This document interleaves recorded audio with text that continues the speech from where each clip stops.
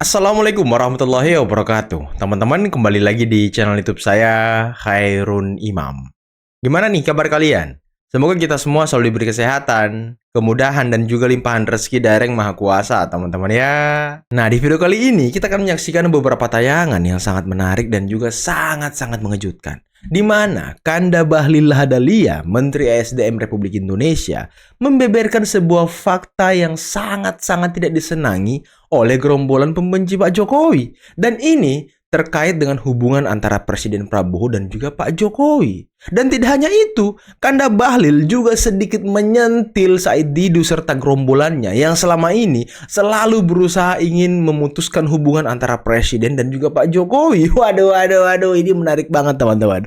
Selain itu, saya juga punya tayangan di mana Mas Wapres Gibran Rakabuming Raka menantang balik Deddy Sitorus, salah satu politikus dari Banteng. Yang beberapa waktu lalu, Deddy Sitorus sempat menantang juga tuh Mas Wapres Gibran untuk berkantor di IKN bersama dengan beberapa menteri-menterinya. Ya, sepertinya ini bukan ini bukan masukan, tapi sindiran dari Deddy Sitorus. Tapi balasan dari Mas Wapres sangat-sangat elegan, teman-teman.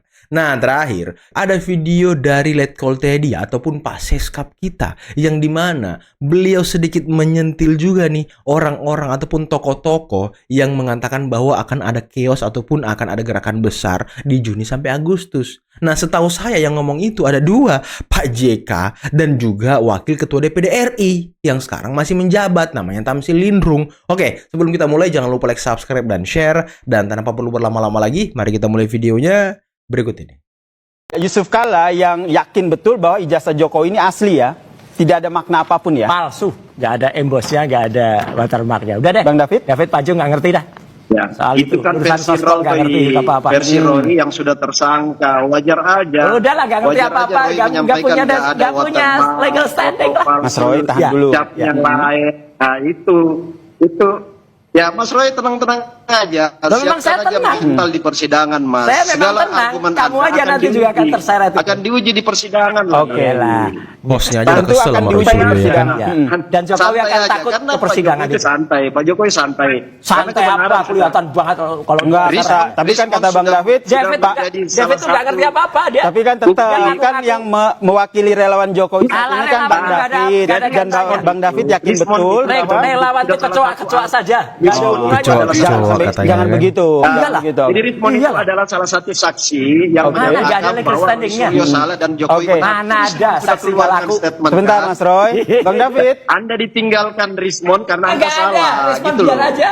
Anda ditinggalkan Ngapain dia? Rismon karena Anda salah. Inilah bukti ya, kalau host TV aja kesel sama Roy Suryo, host TV aja muak lihat Roy Suryo. Tapi anehnya kenapa masih diundang? Makanya TV-TV ini gak usah undang Roy Suryo, kerjanya ngerocos. Kemarin aja di Rakyat Bersuara hampir diusir manusia ini kan. Ngapain lagi Anda undang? Dan tadi dia mengatakan tidak ada embos, tidak ada watermark. Hey, kuasa hukum Anda ya, waktu selesai gelar perkara khusus di Polda, saya masih ingat mereka konferensi pers ya, dan mengatakan bahwa ada watermark, ada embos. Tapi sekarang mereka mulai menyangkal itu, dan Anda juga menyangkal itu. Dan orang yang hadir gelar perkara khusus dan melihat ijazah Pak Jokowi di Polda itu mengatakan ada watermark, ada embos. Jadi Anda jangan menafikan itu. Tapi inilah bukti teman-teman bahwa manusia ini memang tidak pantas diundang di TV, karena ya memang dia tidak disiplin gitu. Tantangan Deddy Sitorus kepada Pak Wakil Presiden untuk menetap di ibu kota negara IKN dijawab kontan oleh Pak Gibran. Nah ini paling beritanya. Gibran ajak Deddy Sitorus sama-sama berkantor di IKN. Ya. Nah sekarang kau kemasi barang-barangmu dan kau minta izin lah sama makmu itu. Makmu Ya. itu. Walaupun oke. kau gak cerdas-cerdas amat, minimal kau bisa berguna lah sedikit di IKN. Nah segeralah kau berangkat sekarang. Jangan cuma omong doang. Waduh. Jadi saya katakan bahwa dua pemimpin ini punya kemampuan yang luar biasa, punya komunikasi yang tidak satu orang pun tahu. Saya pernah dibilang, Bahlil, kau kan dulu dengan Pak Jokowi kan dekat. Kok sekarang juga bisa dekat sama Pak Prabowo? Nah, itu pertanyaannya. Saya bilang, tanyakan kepada rumput yang bergoyang. Iya. Itu soal amal perbuatan aja kok. Nggak, ini dua pemimpin ini, Bos. Jangan kita berpura-pura. Iya. Jangan nipu-nipu, udahlah. Dua barang ini beda nggak pendekatannya? Dua barang ini apa beda? Sama-sama paten, tapi cara saja berbeda di mana. Sama-sama Ini kalau kita paten. nipu, Pak tahu barang ini. Ada orang yang merasa marah terhadap imajinasinya sendiri mengenai Pak Prabowo yang ternyata masih berkawan sama Pak Jokowi gitu. Iya. Misalnya let's say Pak Saididu gitu misalnya. Udahlah, kita ini jangan berorgasme dengan pikiran kita sendiri ya. Ya.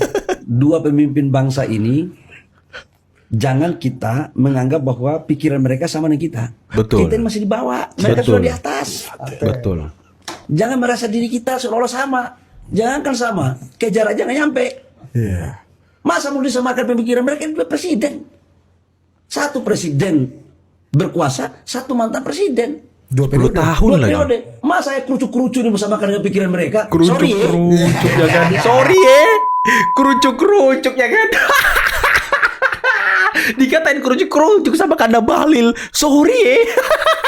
Denger tuh Saididu, denger. Jadi angan-angan kau dan juga kawan-kawan Saididu ya. Jadi angan-angan kalian untuk memisahkan ataupun merusak hubungan Pak Jokowi dan Pak Prabowo, buang jauh-jauh deh, karena nggak bakal berhasil. Dua pemimpin ini sangat luar biasa. Dan tadi Kanda Bahlil sudah mengatakan bahwa ya kedua pemimpin ini kita nggak tahu komunikasinya seperti apa, nggak ada yang tahu. Nah ini nggak ada yang tahu. Siapa yang bisa memprediksi kira-kira apakah tiap hari, bukan tiap hari, tiap minggu beliau teleponan kah? Atau tiap bulan beliau teleponan kah? Siapa yang tahu teman-teman ya? Ini makanya saya bilang, saya di dawan kawan-kawan jangan suka, kalau kata Kanda Bahlil tadi, berorgasme dengan pikiran sendiri ya kan? Saya mau luruskan beberapa isu. Tadi ada pertanyaan. Jadi beberapa waktu lalu sempat ada isu yang menyampaikan bahwa dalam waktu dekat Indonesia akan chaos. Chaos, betul. Ya. Pertama saya minta maaf, mau luruskan, itu adalah narasi yang keliru. Tidak ada itu chaos-chaos. Yang ada adalah semuanya terkendali. Buktinya apa? Satu, di tengah konflik global dan dampak di Timur Tengah, perang di Timur Tengah, banyak sekali negara yang menaikkan harga BBM, kesulitan BBM, tapi justru Presiden Prabowo memutuskan untuk tidak menaikkan harga BBM subsidi sama sekali. Ini keren nih. Itu fakta. Ini keren. Anda bisa lihat sendiri di negara tetangga dan negara sekitar. Oke. Kemudian yang kedua, data perekonomian dari ekonomi yang benar menunjukkan kita mengarah ke optimistik. Daya beli masyarakat terjaga. Dan yang paling penting ini, yang paling nyata, pemerintahan Pak Prabowo sudah 2 kali melaksanakan Lebaran.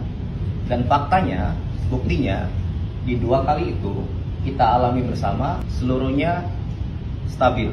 Stabil teman-teman ya. Pak JK pada hari ini kan mengatakan meminta Pak Jokowi untuk menunjukkan ijazah aslinya. Gitu. Ya, sebenarnya Pak JK nggak usah ikut campur atau memperkeruh keadaan gitu.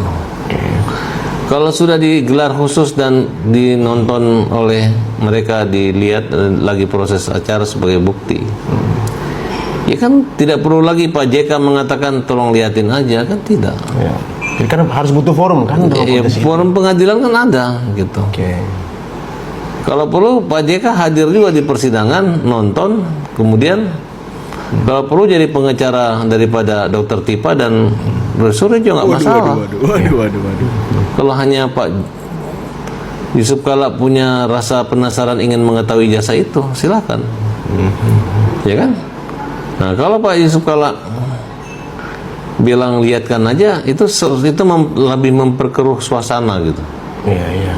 Bahasanya santun, tapi tidak sopan menurut saya. Tapi kontes Ya kan? untuk menunjukkan Pak Jokowi itu kan presidennya Pak JK. Ya, Betul, ya. Harusnya kan dia menjaga juga kehormatan kerabat sejawatnya kan gitu. Oh iya. Ya bukan seperti itu, ya kan? Kalau mau dimain-mainin mau nggak? Artinya gini. Kalau Pak Yusuf Kalla tidak bisa menjaga kehormatan wibawa Pak Jokowi, jangan salahkan juga kalau para pendukung Pak Jokowi itu ngejek atau menghina beliau gitu kan. Walaupun ada proses hukumnya gitu. Tapi kan multitafsir lah. kalau Pak Yusuf Kala menghormati dan segan sama Pak Jokowi, otomatis seluruh pengikut Pak Jokowi akan segan dan hormati sama Pak Jokowi. Nah, karena tatanan hormat ini sebenarnya harus berjalan gitu. Jika saya mau jawab juga, sekarang ini ada satu fenomena. Apa itu? Ada yang namanya inflasi pengamat. Inflasi Banyak pengamat. sekali pengamat. Oke. Ada pengamat beras, tapi dia backgroundnya bukan di situ. Ada pengamat militer, ada pengamat luar negeri, dan pengamat-pengamat itu datanya tidak sesuai fakta. Tidak Datanya sesuai keliru. fakta. Datanya Oke. keliru. Dan Ya. teman-teman coba Anda perhatikan. Dari sebagian besar pengamat-pengamat itu adalah pengamat-pengamat yang sejak dulu sudah berusaha mempengaruhi warga, membentuk opini publik. Waduh. Bahkan sejak Pak Prabowo belum menjadi presiden. Masih Menhan. Jadi pengamat-pengamat itu sudah mempengaruhi warga. Tapi faktanya apa? Faktanya lebih dari 96 juta warga lebih percaya Pak Prabowo. Betul. Tidak percaya mereka. Betul. Nah, itu adalah bukti nyata kepercayaan publik, bukan suatu asumsi, ya. Jadi saya kira boleh kita berbeda pandangan, boleh berbeda pendapat, silahkan beri kritik, tapi jangan sampai kita memberi statement yang mengarah pada kecemasan, membuat orang Kecemasan. cemas Betul, terhadap betul. negeri ini. Nah, ini sama seperti yang dikatakan Pak Menteri Pertanian kemarin ya, Pak Amran Sulaiman. Katanya ada pengamat beras, pengamat petani, tapi dia sarjana hukum. Pakar hukum tata negara. Di mana nyambungnya gitu ya kan? Aduh.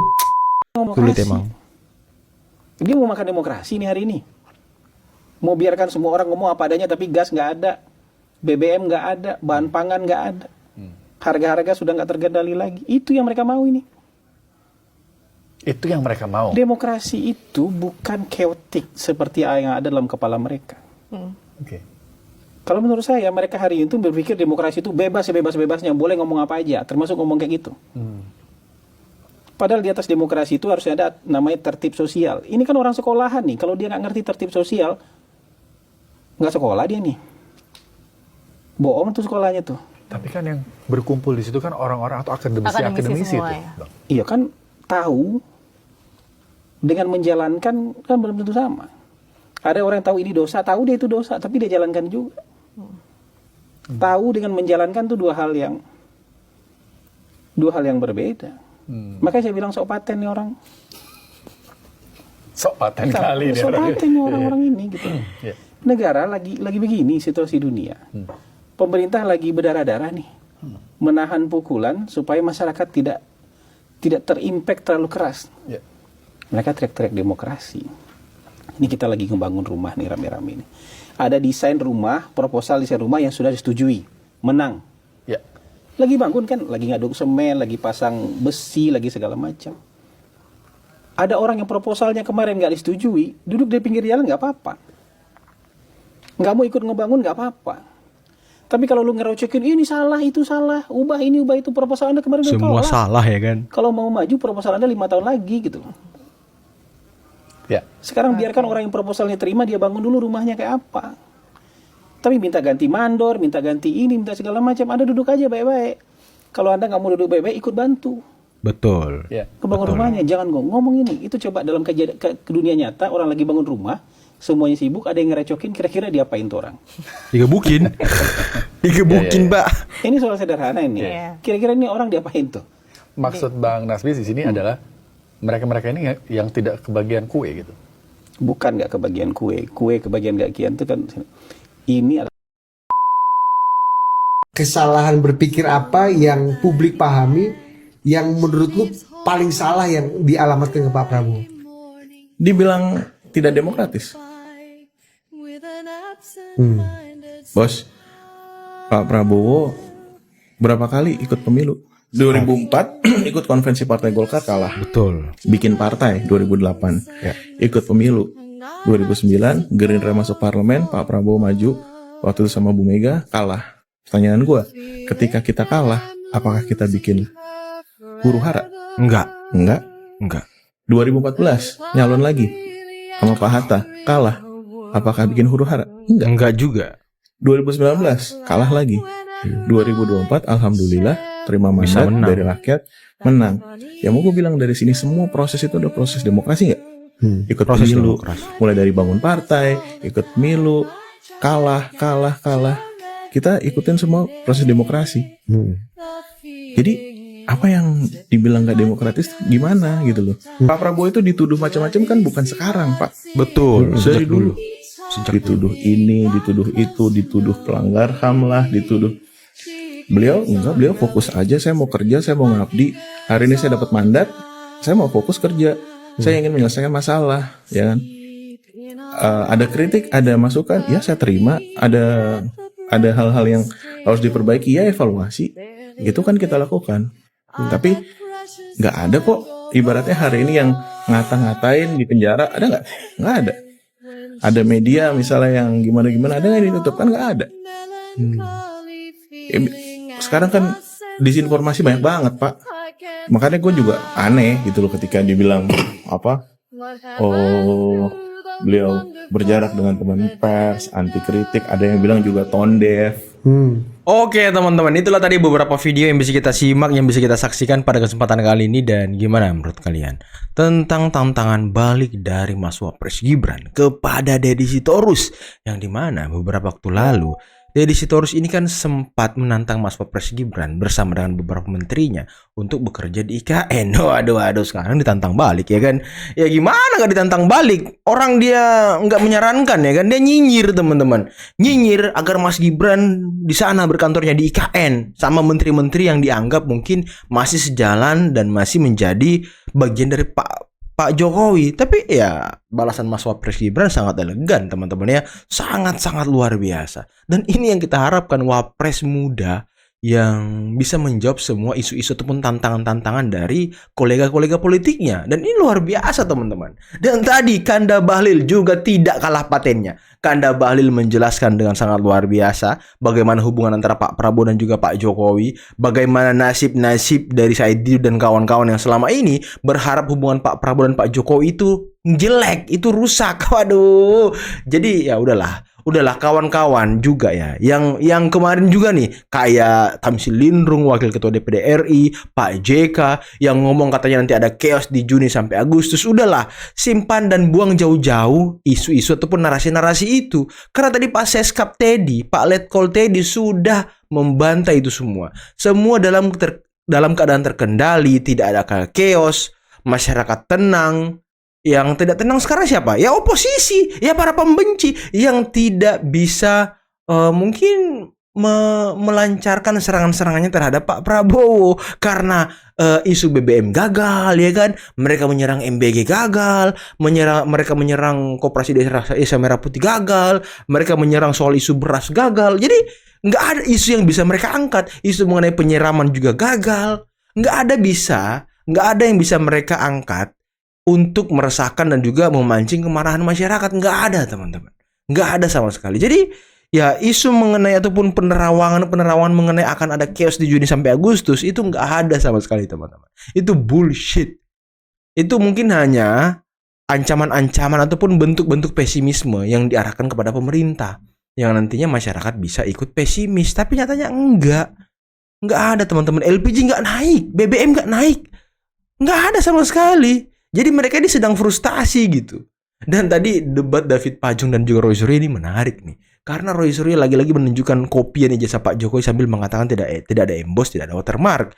Ya ini isu lama yang diputar-putar sama dia. Dia nggak punya isu baru lagi. Makanya isu lama selalu didaur ulang. Dan pengacara yang saya maksud itu ya Abdul Ghafur. Coba Anda cek konferensi pers Abdul Ghafur ketika selesai gelar perkara khusus di Polda Metro Jaya.